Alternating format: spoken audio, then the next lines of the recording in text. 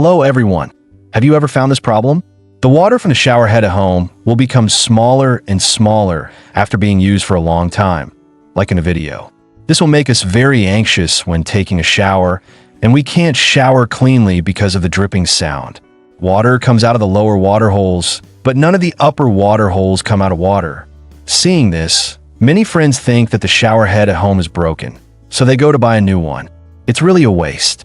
Today, I will share with you a small method to make your water heater shower head as good as a new one. The method is very simple, and you will see at a glance. Just follow my video and watch it.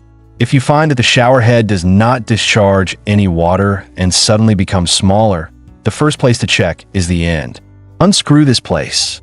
When unscrewing it, everyone must pay attention to the sealing gasket and make sure not to lose it. Then check whether the water outlet is blocked. If this place is blocked, you can use a wire to clear it, then turn on the water switch. The water flow is very smooth, so you can be sure that it is not a problem of intelligence. Next, when you screw it on, be sure to tighten it, otherwise this place will leak. If the water flow is still small after it is connected, this is because the shower head has been used for a long time and a lot of scale and some dirt have accumulated in it, which has blocked the water outlet, so the water output is relatively small. What should we do in this situation? There's a thin wire to clear the water holes one by one.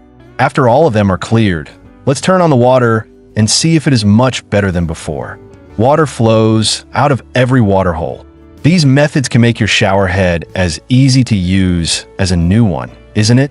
After seeing this video, please help follow the comment area, leave me a message, and forward it to more people in need. Today's video ends here. See you next time.